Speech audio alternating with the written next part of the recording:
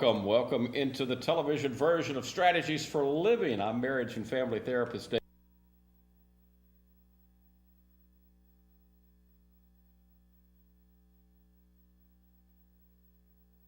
And more peaceful lives in our bodies, in our minds, in our spirits, and our relationships here in the 21st century. And we do that by engaging in important conversation with folks we like to call life strategists. Each time we do Strategies for Living, and I am so honored to have as our life strategist today the executive editor and the general manager of the Shreveport Times, Mr. Alan English. Alan, welcome. Thanks, Welcome to Strategies for Living. Now, Thanks for having me. I got the headline here.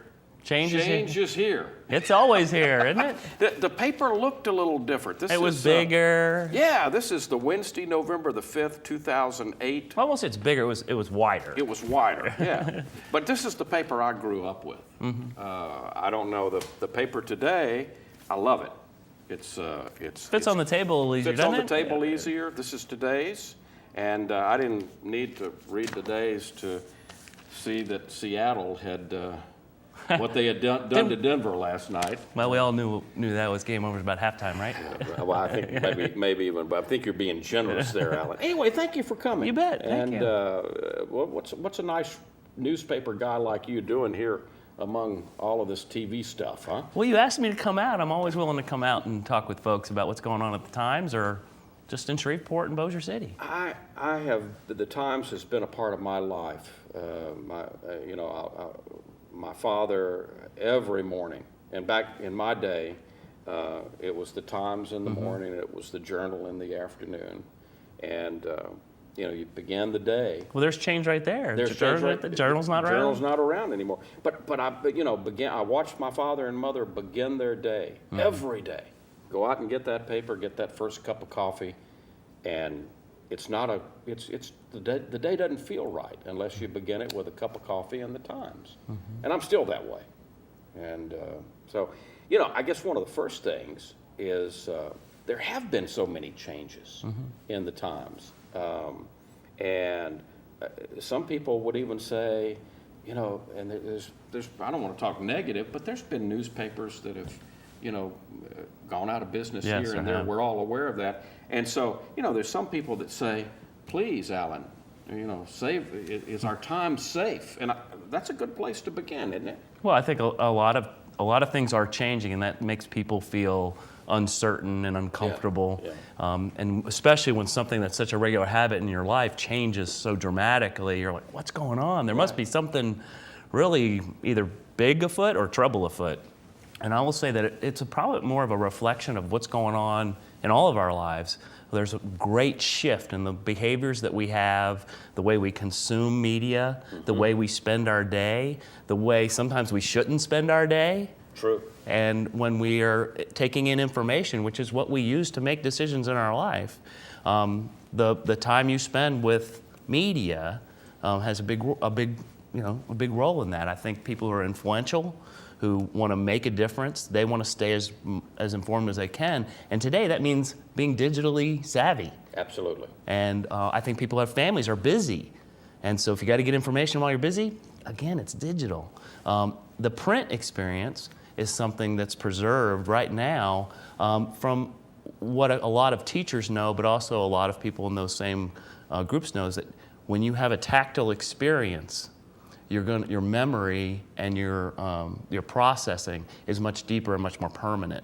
And thankfully, there are enough people that know that, and for a good long time, that print will be with us for a good long time. But I don't know if I'm answering your question. I'm kind of rambling a little bit. The Gannett and the Times have made a major investment, and again, going from this to this. Yeah. This was a $6.5 million investment. Oh, actually, in our community. Well, we're talking $15 million investment. Wow. And another 2.2 coming. Wow. To fix it up. I mean, three things happen to make big change. I mean, you either got budget. That means like, okay, the business needs to adjust its business picture. You've got editor inspiration or business leader inspiration. Oh, we want to do these kinds of stories or have this kind of sectioning.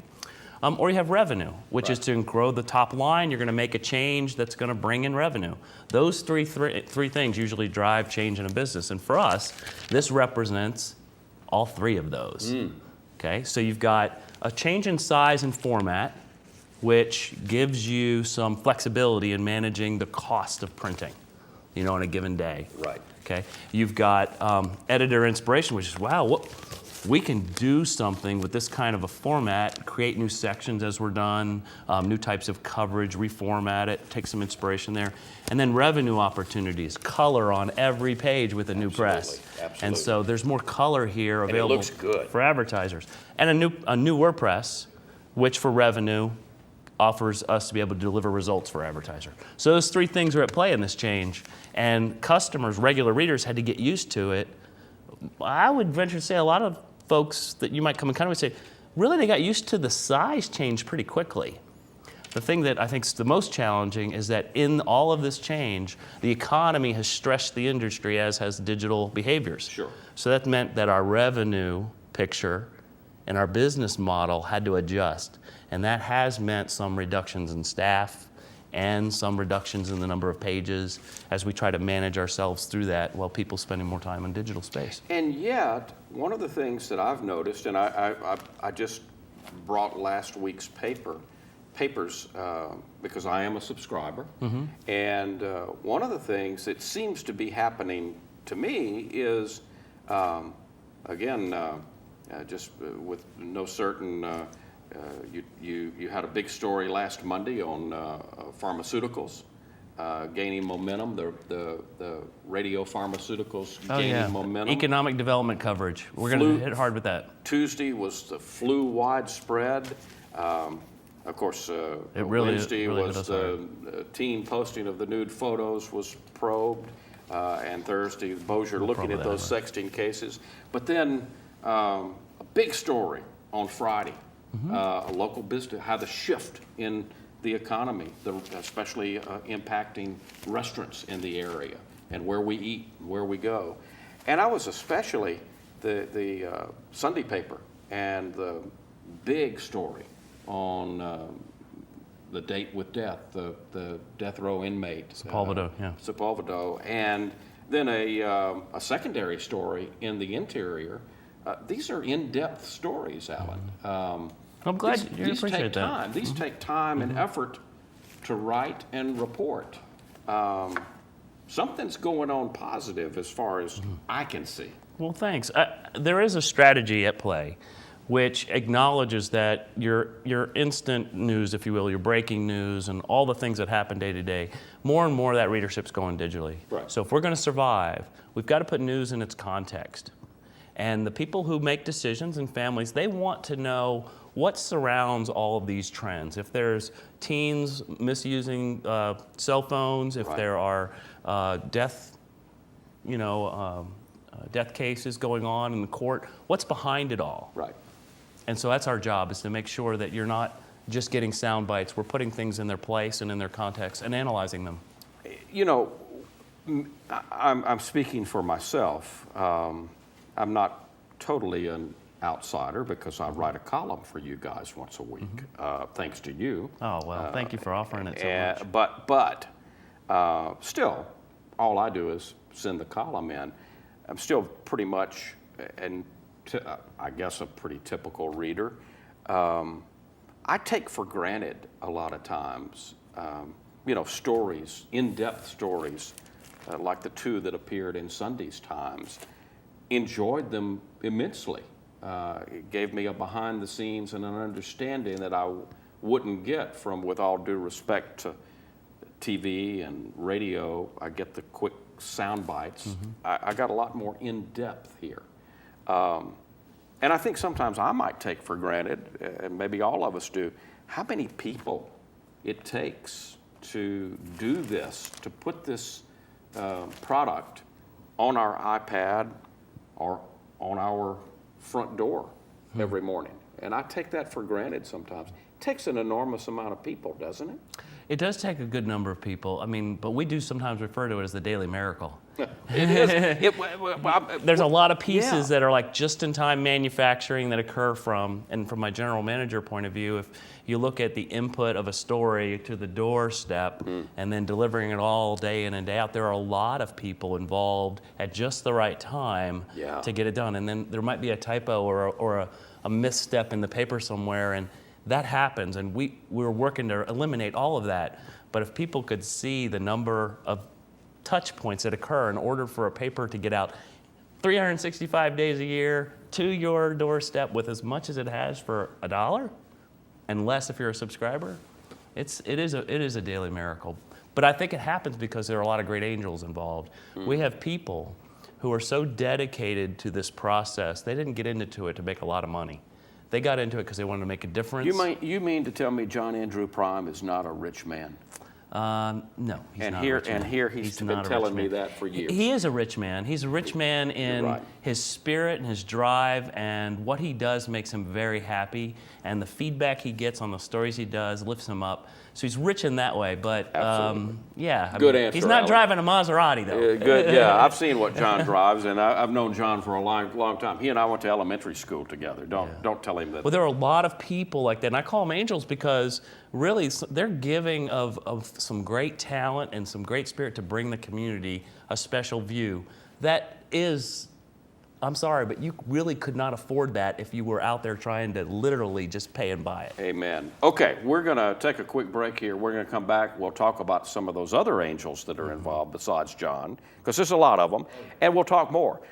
Alan English, the executive editor and general manager of the Shreveport Times, is our guest today. We'll be back with more strategies in just a moment. Stay with us. One of my biggest passions in life is animals. That's why I've worked with Morris Animal Foundation for over 40 years. Morris Animal Foundation is a world leader in helping animals live longer, healthier lives. You can too.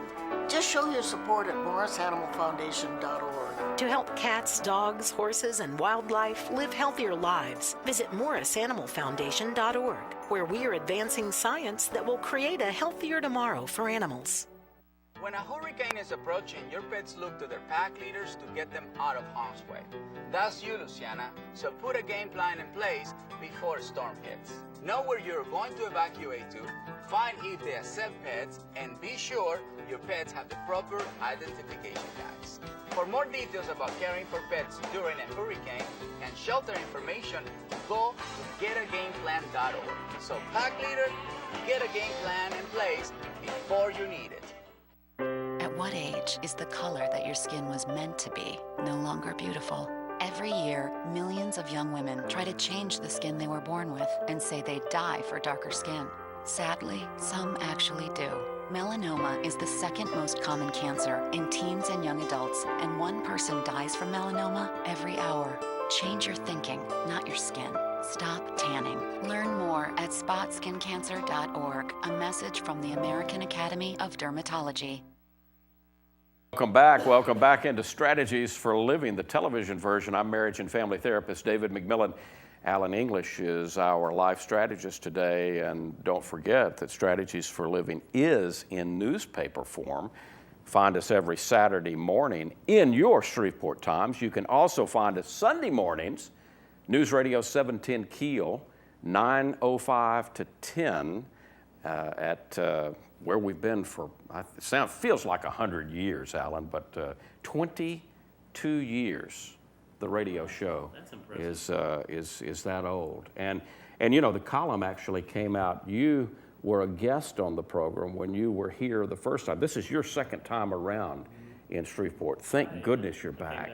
I'm so happy to have you back. But some of our viewers may remember Tell the Times. I'm aging myself now. But you came into the community. Our readers will all remember Tell the Times, though, right? Oh, man. You came into the community, and I think you essentially said, we're better than this. Come on, guys, we're better than this. And so, you know, you went through the process. Then online commenting came to trick me.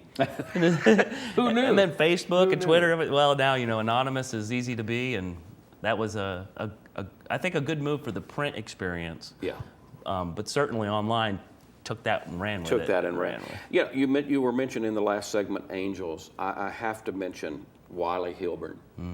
We recently lost Wiley, longtime journalism professor, Louisiana Tech, for years and years, wrote a editorial column for the Times. Stirred things up from now. Stirred things up. Sure. And You know, he may be talking about birds one Sunday and the government, the Louisiana government, the next. You never knew. But unfortunately, we lost him too early a couple of weeks ago. And but I miss him already. Yeah. I miss him already. We do feel his presence. Yeah. We do. I mean, I'm sure he's looking out for us, looking at us. But at the same time, there's a whole community, a whole generation of North Louisiana journalists who are inspired by Wiley, led And by Wiley. trained by Wiley. Yep. And Teddy Allen being one of them. they run through our newspapers, and they're in different Absolutely. jobs around the country as well as here. Right. Some people will remember a longtime journal guy, Stan Tyner, a Wiley Hilbert. Pulitzer Prize winner. Pulitzer Prize winner, Stan Tyner, a Wiley Hilbert guy, you know. Yep. Other angels that you might want to mention. You talked about some stories from Vicki Welborn. Yes. We unfortunately lost Elisa Stingley in the past years, but she also was one of those investigative journalists who deeply cared not just about doing the great stories that she did, but taking time with other journalists in the room to bring them along. Along in the room, there's people like Allison Bath and Sherry Shepard and Derek Jones, and recently Devin White just went to become the editor of SB Magazine. Just the way they came in and did their jobs was, sure, they're getting a paycheck, but you could tell when these people come in the room, like Melody Brumble comes in, she's interested in making sure people are held accountable, the right things are happening, and celebrating what good things happen in the community. Melody came out to my office, did a story a few years back, good story, on EEG neurofeedback. Even came and did some herself, and I loved her, her write-up of that. And what does it take? What does it take to really be a journalist in that? Those folks that you've mentioned, those names that you've mentioned, what does it take to be? Certainly, you don't go, as you mentioned, you don't go into it for the money. Or really the fame. I mean, you go into it because you have a passion for learning, and I think for the community. Each of those journals has their own reasons. We say, we go around and have extra, why do you do this work? Yeah. And we all have our own reasons for that. And it's interesting, come back to a couple things. I mean, making a difference is a common thread, but in their own way. For me, an example is, I believe what we do saves lives. What are you proudest of in your time? It may have come other than at the Times because you've been at other papers. What are you proudest of? I think the people that have risen up to do great work and to go on to do the same work at other places, learn and take what they've done to do more. So you mentioned Devin a minute ago, hopping over to another media. You're proud of that? Oh, sure. She's stepping out there, trying something different after getting some experience with us. We love to see that. It bothers me when people leave our business, our company, and leave the industry. Right. But that's Devin taking a chance, doing something different. Doing something different. And taking what she's learned somewhere else. Unfortunately for us, but for the community, that's a great thing. Absolutely. Let me bring you back to the financials.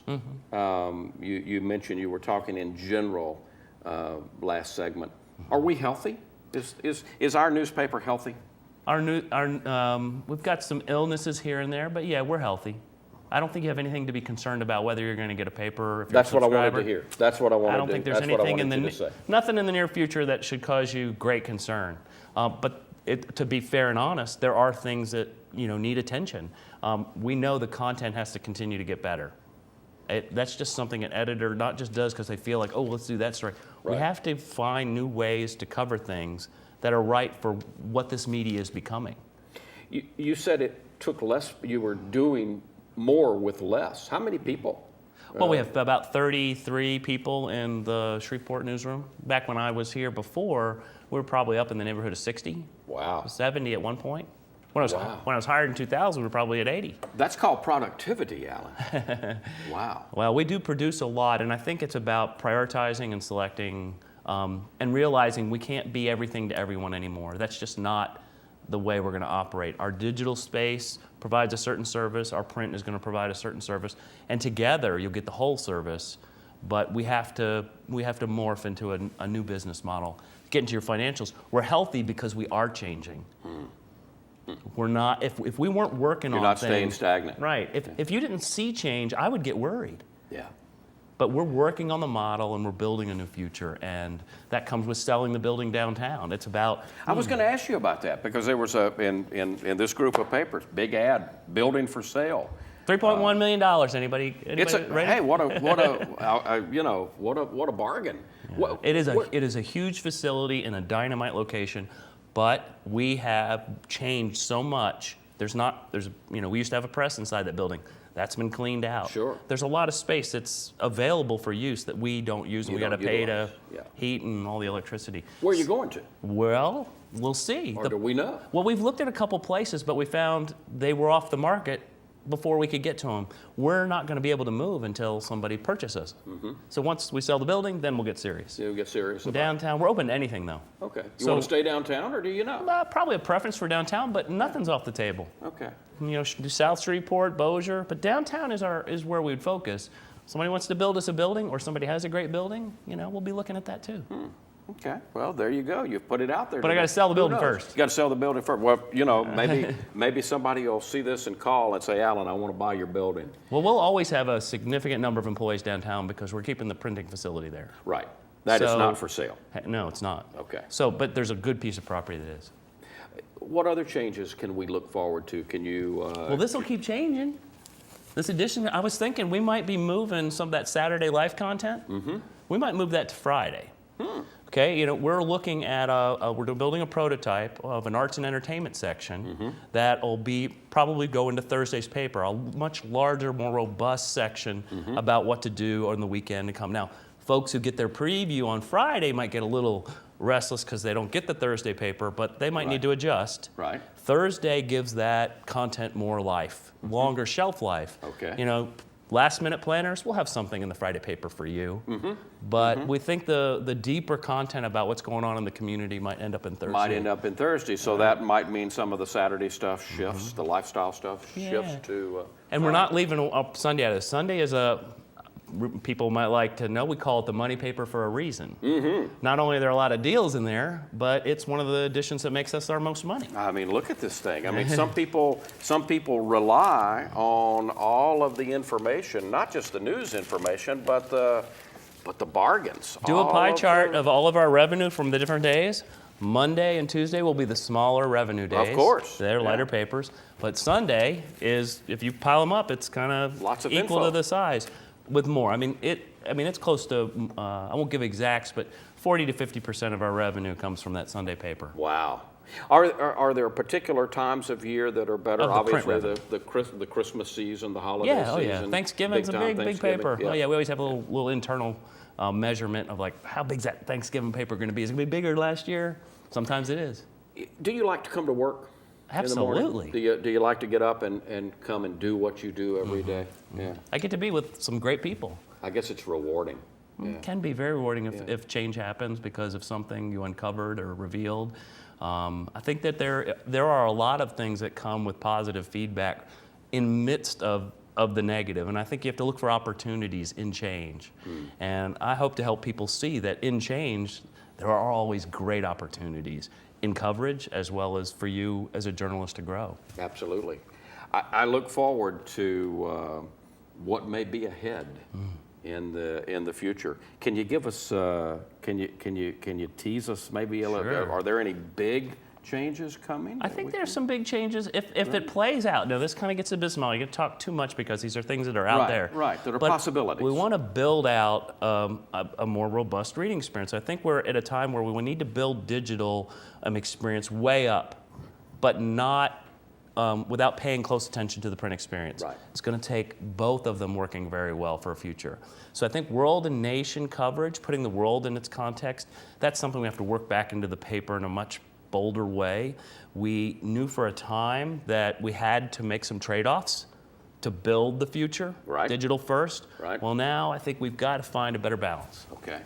Come June or July, maybe you'll get a big punch of world nation. Of world, if it not works not out. just the USA Today inserts, and a little bit more than that. Well, we will probably be leveraging our relationship with USA Today. Okay. But there's a lot of robust information you're not getting that's available digitally, as well as from USA Today and other wire services. World and Nation News is not something I'm going to send somebody off to Haiti to write a story for you. Right. I'm going to pick the best that I can find, and I'm going to try to bring it to you more regular.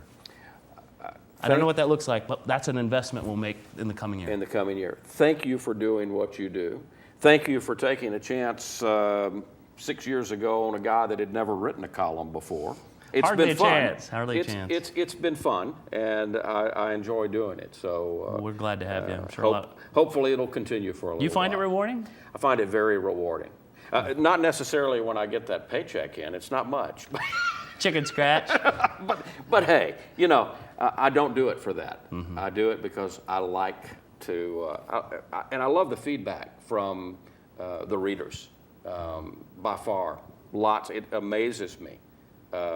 Again, the robustness of the Shreveport Times. You know, people tell me that I've read this, I've read that, and I know they have. Thank you for doing what Thank you you, do, sir. Alan, and thank you for coming here You bet. to Strategies for Living to talk to us. You'll have to come back. Thanks. All right, Appreciate it folks. so I much. hope you'll come back. And you know, each time we do Strategies for Living, we feature a life strategist like we did today, Alan English. Be sure to tune in to the radio program, 9:05 to 10:05 Sunday mornings on News Radio 710 Keel. Read me in the Saturday Shreveport Times, and you can find us at www.strategiesforliving.com. For Alan English, I'm marriage and family therapist David McMillan. See you next time here on Strategies for Living. Thank you. Thank you, sir. Very good. Packed a lot in. Yeah, we did. We got that. You know, I thought, Goes fast. I think we covered